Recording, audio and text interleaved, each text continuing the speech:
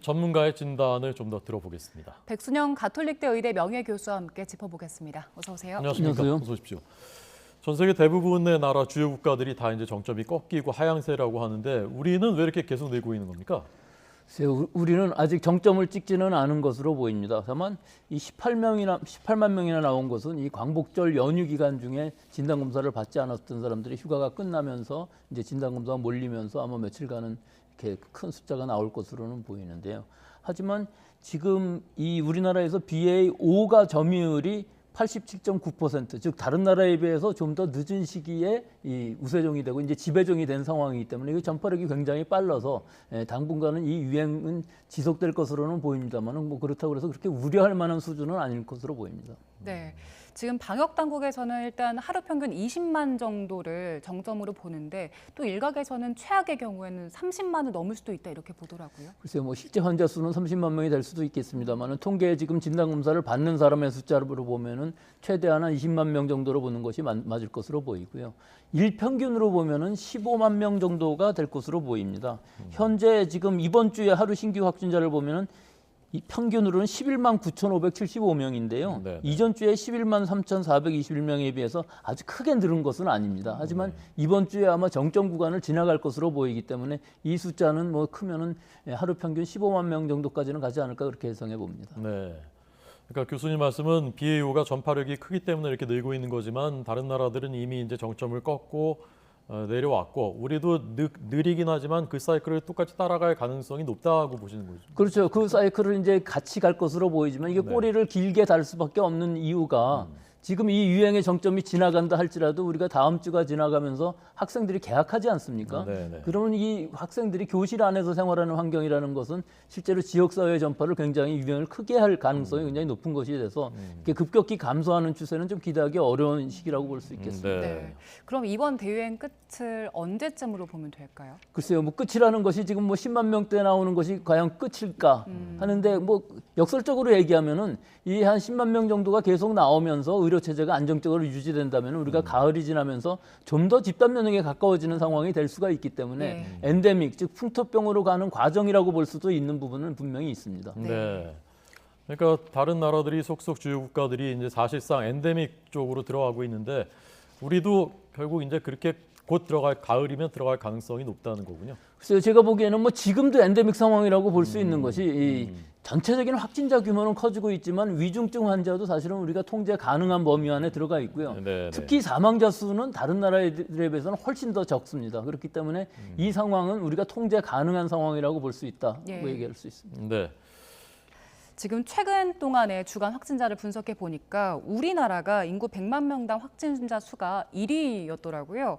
지금 세계 상황과 비교했을 때 우리가 조금 늦게 대유행에 진입했기 때문일까요? 예, 그런데 사실은 이 일주일간의 신규 확진자 규모는 뭐 세계 최고입니다. 저기 16,724명으로 나와 있는데 오늘까지를 다 계산을 한다면은 16,412명이고요. 큰 차이는 없습니다. 이 마샬 제도를 빼면은 일본이 뭐 거의 많이 발생하는 두 번째 나라라고 네. 볼 수가 있는데요. 일본도 약간 줄어서 1,610명 정도가 됩니다. 하지만 여기서 사망자 수를 보면요. 100만 명당 우리는 이 기간 동안에 7.25명이 사망했는데 비해서 일본은 12.7명, 위중증 환자 수도 훨씬 더 많습니다. 이런 것들을 보면은 우리나라는 발생 환자 규모에 비해서 의료 체제가 잘 작동을 하고 있고 위중증 환율 사망률은 잘 통제하고 있다. 그렇기 때문에 그렇게까지 우려할 만한 상황은 아니다. 하지만 일단 이 확진자 수의 규모는 전 세계 최고인 것은 지금 시기에 그렇고요. 이것은 지난 오미크론에도 우리가 세계 1등을 한 적이 있었습니다. 예. 네. 과학 방역 이제 오늘 대통령 취임 100일이라서 기자회견 냈었는데 과학 방역 100일 앞서 저희가 이제 잠깐 짚어봤습니다. 어떻게 평가하십니까? 글쎄요, 과학방역이라고 표방은 했는데 오늘 대통령 말씀에도 그 부분들은 전혀 언급되고 있지는 않았습니다. 큰 자신은 없었던 것으로 보이는데요. 일단 이전 정부의 K방역이라는 것은 시행착오도 많았을 수밖에 없습니다. 우리가 처음 보는 바이러스고 대응도 뭐 전 세계적으로 우리가 제일 잘했다고도 볼 수가 있는데 이거는 전 국민 또 방역당국 의료진들의 헌신으로 이루어진 결과라고 할 수가 있죠. 그런데 이번 정부에서는 과학방역이라고 표방을 했는데 그러면 이 전 정부는 비과학적이었었느냐 하는 것이거든요. 뭐 그것은 사실은 아니죠. 그때에도 최대한 과학적으로 한 것이지만 뭐 역량이 부족했던 부분들을 분명히 있을 수가 있고요. 또 이 여러 가지 상황들에서 보면 좀 이 정치적인 발언들이 많고 실제로 눈에 띄는 차별화된 전략은 별로 보이지는 않습니다. 사실은 여러 가지 문제점에 있어서 근거 중심이라고 하기는 하는데 근거 중심이지만 실제 결과로 나타날 때는 별로 그것이 차이가 보이지 않는, 즉 우리가 예산 때문에 이 생활치료센터도 뭐 많이 줄였고 또 특히 고위험군의 모니터링도 없애버렸고 또 격리 중에 생활지원금도 상위 50% 이상은 주지를 않고 또 이 진단을 받는 것들도 사실은 그전에는 접촉자들도 다 PCR 진단을 받을 수가 있었는데 60세 미만인 경우에 있어서는 사실은 PCR 진단을 받기도 굉장히 어려운 상황, 또 치료비도 자가 부담이 많이 생겼고 진단을 받을 때도 5천 원, 뭐 그것이 검사비는 아니라 할지라도 실제로 진찰료는 내는 그런 상황이 됐기 때문에 네. 실제로 진단검사를 받지 않는 사람들, 증상이 있거나 접촉을 했어도 진단검사를 받지 않는 사람들이 굉장히 많이 늘어남으로 해서 이 사회적인 분위기 자체가 유행이 억제되기는 어려운 상황이 되었거든요. 이게 여러 가지 예산 문제로 절감되는 것처럼 보이지만 결과적으로는 환자 수가 늘어나고 위중증 환자가 늘어나고 사망자가 늘어난다는 건 사회적인 비담이 더 커지는 상황일 수가 있기 때문에 이것이 과연 어떤 근거로 해서 이런 것들을 예산을 줄이면서 이런 정책을 펴는가 하는 것 분명히 좀 의문이 들고 있습니다. 네. 그럼 어떤 점을 보완해야 될까요? 일단은 표적 방역이라고 하는 것을 내세우고 있는데 이건 뭐 전 정부에서도 마찬가지였습니다. 고위험군, 특히 요양원, 요양병원이라는 정신과 폐쇄병동 같은 경우는 일단 감염이 시작되면은 집단 발생이 되고 사망자가 많이 늘어나고 있고 지금 이번 유행에 있어서도 사실은 그 고위험군들 사망률이 계속 늘어나고 있는 상황이거든요. 그리고 이런 데를 집중적으로 강화를 해서 거기서 집단 발생이 생기지 않게끔 하는 격리 또는 치료를 할 수 있는 치료 병상, 즉 거점 전담 요양병원 같은 거를 좀 더 확대를 해서 그런 부분들을 막아줘야 되는데 그런 부분에 대한 대책이 좀 눈에 띄고 있지는 않아서 실제로 표적 방역이라고 하고 어디서 나오는지는 다 알고 있다고 하지만 이건 뭐 예전부터 우리가 다 알고 있었던 상황이거든요. 분명히 위험하죠. 고위험군이면서 기저질환이 굉장히 깊은 분들이 계시는 곳에 감염이 확산되면 위험하기 때문에 그 안에서 격리가 어렵다고 그러면은 바로 격리를 할 수 있는 시설로 옮기고 치료를 할 수 있는 시설로 옮겨야만 치명률을 떨어뜨릴 수가 있고 특히 조기에 가능하면 증상이 나타나면 빠르면 빠를수록 이 먹는 치료제를 빨리 처방하는 것이 필요한데 이런 처방률도 뭐 상당히 높아졌다고는 하지만 실제로 그렇게 눈에 띄게 사망률을 낮추는 정도까지는 아닌 것으로 보여서 좀 아쉽습니다. 네.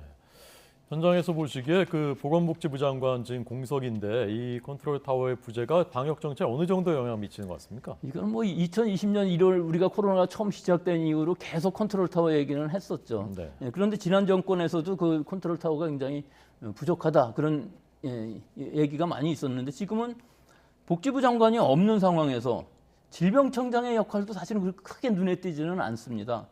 거기다가 또 감염병 위기 대응 자문위원회 뭐 이름도 굉장히 긴데 여기 위원장님이 나오셔갖고 계속 뭐 여러 가지 말씀을 하고 계십니다만은 이 결국은 컨트롤 타워가 부재한 상황, 즉 각 부처 간의 공조가 과연 잘 이루어지고 있느냐 하는 것들이 상당히 의심스러울 정도여서 지난 정권에 비해서 이번 정권에서 컨트롤 타워가 확실히 되고 있다 하는 것들도 좀 차별화가 되고 있는 상황은 아니어서 이런 부분들의 좀 컨트롤 타워 부재 현상, 이런 거버넌스 문제 이런 것들은 좀 더 심도 있게 빨리 결정하는 것이 이번 유행을 잘 넘어가는 데도 중요하지 않을까 생각합니다. 네.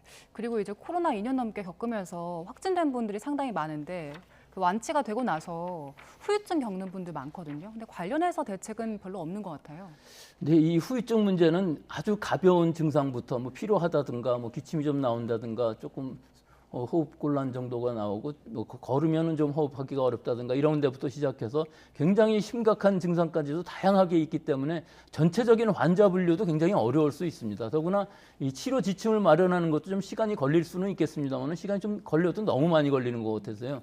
일단 이 대규모 조사도 8월 말부터 이 조사 사업을 시작을 한다고 그러니까 좀 늦은 면이 있고 좀 이 각 대학병원들에서 각과 협진으로 가능한 한 우리가 후유증으로 지금 예상할 수 있는 환자 분류 체계하고 치료 지침을 빨리 마련을 해서 일반 병의원들한테 이 가이드라인을 전수함으로 해서 어느 정도 치료 대책, 대응 방안이 마련될 것으로 보이는데 아직까지는 그런 부분들이 좀 아쉬운 부분이 있습니다. 네.